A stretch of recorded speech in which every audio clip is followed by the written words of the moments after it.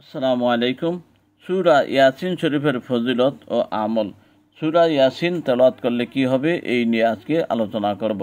সূরা ইয়াসিন শরীফের ফজিলত ও গুরুত্ব অপরিসীম। পবিত্র কোরআনের 114 সূরার মধ্যে সূরা ইয়াসিন শরীফ শীর্ষ স্থানীয়।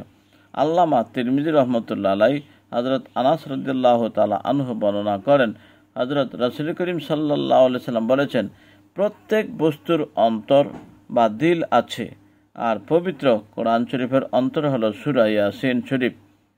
যে ব্যক্তি সওয়াবের নিয়তে একবার সূরা ইয়াসিন পাঠ করবে, সে সমস্ত কোরআন শরীফ 10 বার তেলাওয়াত করার সমান সওয়াব লাভ করবে। মিশকাত শরীফ 187, তিরমিজি শরীফ 2য় খণ্ড 116 পৃষ্ঠা।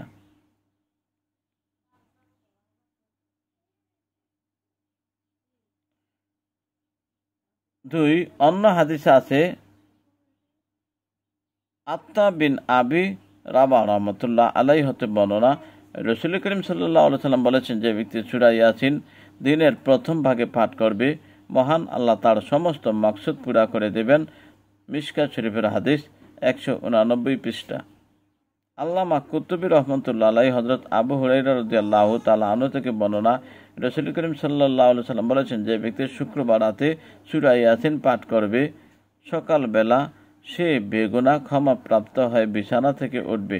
অন্য হাদিস শরীফে রাসূল করিম সাল্লাল্লাহু আলাইহি সাল্লাম বলেছেন, যে ব্যক্তি সকালে সূরা ইয়াসিন পাঠ করবে, তাকে গোটা দিনের শান্তি দেওয়া হবে, আর যে ব্যক্তি রাতে সূরা ইয়াসিন পাঠ করবে, তাকে গোটা রাতের শান্তি প্রদান করা হবে। তাফসিরে সাহাবী 4th খণ্ড 317 পৃষ্ঠা। হযরত মাকেল বিন ইয়াসার রাদিয়াল্লাহু তাআলা আনহু থেকে বর্ণনা, হযরত রাসূল করিম সাল্লাল্লাহু আলাইহি সাল্লাম বলেছেন, যে ব্যক্তি মহান আল্লাহর রাজামন্দি ও সন্তুষ্ট লাভের উদ্দেশ্যে সূরা ইয়াসিন পাঠ করবে, তার অতীতের পাপ ক্ষমা করে দেওয়া হবে। সুতরাং তোমরা সূরা ইয়াসিন শরীফ মুমূর্ষু ব্যক্তিদের ও কবরবাসীর নিকট পাঠ করো। বাইহাকী শরীফের হাদিস ও মিশকাত শরীফের হাদিস। হযরত জুনদুব বিন আব্দুল্লাহ রাদিয়াল্লাহু তাআলা আনহু থেকে বর্ণনা, হযরত রাসূল করিম সাল্লাল্লাহু আলাইহি সাল্লামের বাণী, যে ব্যক্তি মহান আল্লাহর সন্তুষ্ট হাসিলের উদ্দেশ্যে রাত্রিতে সূরা ইয়াসিন শরীফ পাঠ করবে, তার পাপ ক্ষমা করে দেওয়া হবে। হযরত রাসূল করিম সাল্লাল্লাহু আলাইহি সাল্লামের বাণী, যে ব্যক্তি গোরস্থানে প্রবেশ করে সূরা ইয়াসিন শরীফ পাঠ করবে, ওই দিন কবরস্থানের মৃত ব্যক্তিদের আযাব হালকা করে দেওয়া হবে, আর পাঠকারীকে ওই গোরস্থানে মৃতের সংখ্যা অনুযায়ী সওয়াব প্রদান করা হবে। সূরা ইয়াসিন শরীফ কোনো মুমূর্ষু ব্যক্তির নিকট তেলাওয়াত করা হলে মউতের ফেরেশতা আর জান কবজ করেন না, যে পর্যন্ত না রিদওয়ান ফেরেশতা হাজির হয় তাকে বেহেশতের সুসংবাদ প্রদান করেন। অতঃপর মউতের ফেরেশতা খুবই আসানি ও শান্তির সাথে বা মাধ্যমে তার জান কবজ করেন। অতঃপর ওই ব্যক্তি তার কবরের জিন্দেগিতেও শান্তি ও পরিতৃপ্তি লাভ করতে থাকে, আর কিয়ামতের দিন সে হাউজে কাউসার পানি পান করার মুখাপেক্ষী হবে না, বরং সে শান্তি, আনন্দ ও পরিতৃপ্তির সাথে বেহেশতে প্রবেশ করবে। সুবহানাল্লাহ। আল্লামা বাইজিদ রহমতুল্লাহ আলাইহি সূরা ইয়াসিন শরীফের ফজিলত সম্পর্কে হযরত ইবনে আব্বাস রাদিয়াল্লাহু আনহু একটি লম্বা হাদিসে বর্ণনা করেছেন। উহাতে এই কথাও আছে যে, মৃত্যু শয্যায় শায়িত যে ব্যক্তি মুসলমান নরনারীর পাশে বসে সূরা ইয়াসিন শরীফ তেলাওয়াত করা হলে, উহার প্রত্যেকটি অক্ষরের বরকতে 10 জন করে ফেরেশতা তথা নাজিল হন। তারা সারিবদ্ধ হয়ে দাঁড়িয়ে ওই মুমূর্ষু ব্যক্তির গুনাহ মাফের জন্য দোয়া করতে থাকেন। মৃত্যুবরণের পর ওই সমস্ত ফেরেশতা তার গোসল ও জানাজার নামাজের শরীক হন। এবার দেখুন, তাফসিরে ইবনে কাসিরে আছে, যে ব্যক্তি গুনাহ মাফির আশায় রাত্রিবেলায় সূরা ইয়াসিন শরীফ পাঠ করবে, তাকে মাফ করে দেওয়া হবে। আর যেই কোনো নেক নিয়তে যেই কোনো সময় উহা পাঠ করবে, তার ওই নিয়ত পুরা হবে। উক্ত কিতাবে আরও আছে, কেহ কোনো বিরাট কাজ ও কঠিন মুসিবতের সম্মুখীন হয়, উক্ত সূরা পাঠ করলে তার সেই কাজ ও মুসিবত আসান হয়। ওই কিতাবে আরও আছে, রাসূল করিম সাল্লাল্লাহু আলাইহি সাল্লাম বলেন, আমার উম্মতের প্রত্যেকের উচিত সূরা ইয়াসিন শরীফ মুখস্থ করা।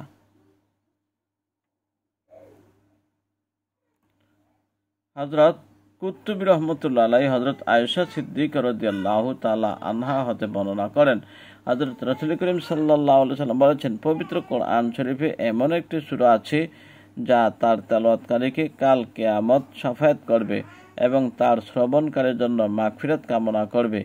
সে সূরাটি হলো সূরা ইয়াসিন শরীফ। তৌরাত কিতাবে ইহাকে মুআম্মা বলা হয়েছে। জিজ্ঞেস করা হলো, ইয়া রাসূলুল্লাহ, মুআম্মার অর্থ কি? উত্তরে তিনি বলেন, যেহেতু সূরা ইয়াসিন শরীফ উহার তেলাওয়াতকারীকে পার্থিব কল্যাণ শান্তির দ্বারা বেষ্টন করে ফেলে এবং পারলৌকিক বিপদ আপদ ও ভয়ভীতি থেকে তাকে হেফাজত করে, এই জন্য সূরা ইয়াসিন শরীফকে তৌরাত কিতাবে মুআম্মা বলা হয়েছে। মুআম্মা শাব্দিক অর্থ পরিবেষ্টনকারী। এই সূরাকে সূরা মুআম্মা, সূরা দাফিয়া ও সূরা কাজিয়াও বলা হয়।